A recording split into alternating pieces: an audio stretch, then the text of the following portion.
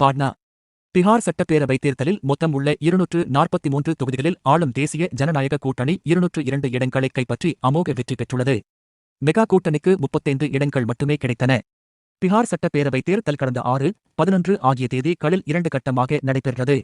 வாக்கு எண்ணிக்கை நேற்று நடைபெற்று முடிவுகள் அறிவிக்கப்பட்டன. பிகாரில் 243 தொகுதிகள் உள்ளன. என்டிஏ கூட்டணியில் பாஜக 101, ஐக்கிய ஜனதா தளம் 101, சிராக் பாஸ்வானின் லோக் ஜனசக்தி, ராம்விலாஸ் 29, ராஷ்டிரிய லோக் மோர்ச்சா 6, இந்துஸ்தானி அவாம் மோர்ச்சா 6 தொகுதிகளில் போட்டியிட்டன. இதில் பாஜக 89 தொகுதிகளில் வெற்றி பெற்றது. இதன் மூலம் அதிக இடங்களில் வெற்றி பெற்ற கட்சியாக பாஜக உருவெடுத்துள்ளது. ஐக்கிய ஜனதா தளம் 85, லோக் ஜனசக்தி, ராம்விலாஸ் 19, ராஷ்டிரிய லோக் மோர்ச்சா 4, இந்துஸ்தானி அவாம் மோர்ச்சா 5 தொகுதிகளில் வெற்றி பெற்றன.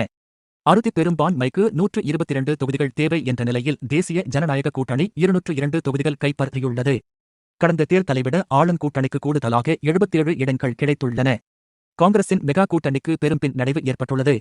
மெகா கூட்டணியில் ராஷ்டிரிய ஜனதா தளம் 143, காங்கிரஸ் 61, இந்திய கம்யூனிஸ்ட் எம்எல் 20, வேபி 15, இந்திய கம்யூனிஸ்ட் 9, மார்க்சிஸ்ட் 4, ஐபி 3 தொகுதிகளில் வேட்பாளர்களை நிறுத்தின. இதில் ராஷ்டிரிய ஜனதா தளம் 25, காங்கிரஸ் 6, இந்திய கம்யூனிஸ்ட் எம்எல் 2, மார்க்சிஸ்ட் 1, ஐபி 1 தொகுதியில் வெற்றி பெற்றன. மெகா கூட்டணிக்கு 35 இடங்கள் மட்டுமே கிடைத்துள்ளன. கடந்த தேர்தலை ஒப்பிடும்போது மெகா கூட்டணி 75 இடங்களை இழந்துள்ளது. 64 தொகுதிகளில் தனித்துப் போட்டியிட்ட ஓவைசி-யின் ஏஐஎம்ஐஎம் கட்சி 5 தொகுதிகளில் வெற்றி பெற்றது. பகுஜன் சமாஜ் கட்சி ஒரு இடத்தில் வென்றது.